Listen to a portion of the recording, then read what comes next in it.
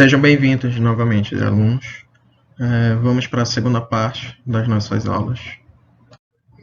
Recapitulando o que já foi dito no vídeo anterior, que era em relação às artes cênicas, nós vamos falar sobre o teatro, que ele tem também esses 4 temas, que é a tragédia, a comédia, drama e o musical.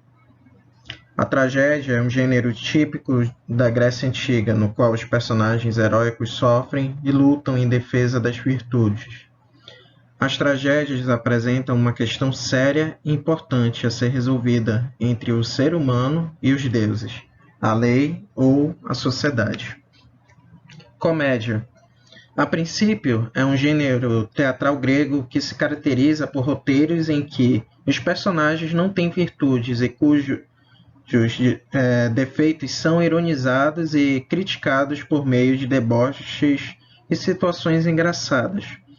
Com o decorrer do tempo, torna-se um gênero que se caracteriza pelo humor e por provocar o riso da plateia. O drama.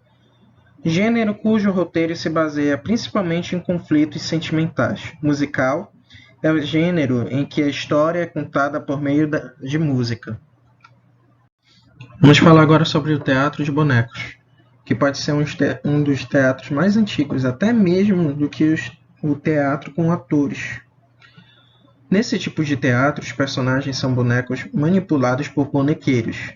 Cada parte do mundo tem um tipo diferente de boneco. No Brasil, o mamulengo. Ele é um dos principais tipos de bonecos de teatro. É um boneco tradicional do Nordeste brasileiro, principalmente do estado de Pernambuco. Na Europa, surgiram as marionetes, que são bonecos articulados controlados por fios presos no corpo do boneco. Há também os fantoches, que são bonecos sem fios, presos em luvas e manipulados. No Japão, os bonecos chamados bunraku chegam a ter o tamanho de uma criança. São controlados por vários manipuladores, por meio de mecanismos nas cordas, na cabeça, nas mãos e nos pés. O buraku deu a origem ao que hoje conhecemos como a técnica de manipulação direta. Há uma grande variedade de modos de manipulação e de materiais que se usam para a confecção dos bonecos. A linguagem dos bonecos e objetos é repleta de encantamento e agrada ao público de todas as idades. Se vocês estão em dúvida, de como são esses bonecos, vocês podem procurar um programa chamado Catalendas.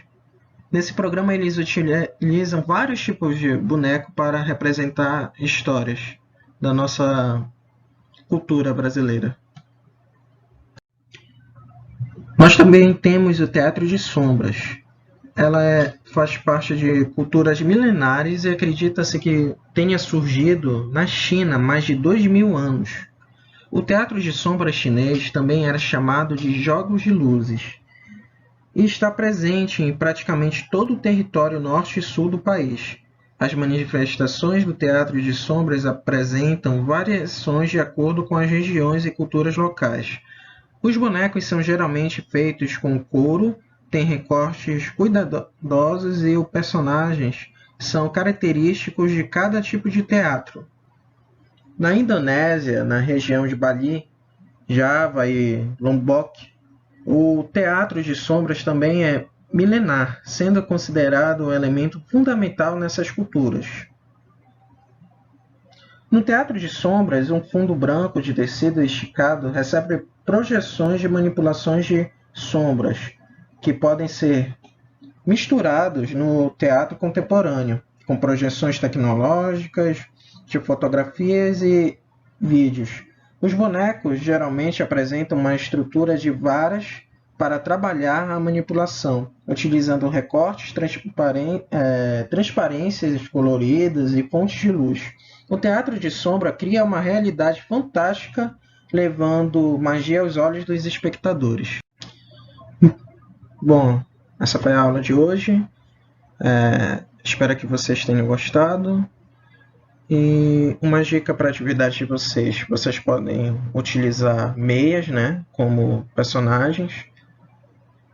E, se preferirem, desenhar os personagens, vocês podem usar a técnica de sombras, que é só recortar eles e prender em uns palitinhos para poder fazer.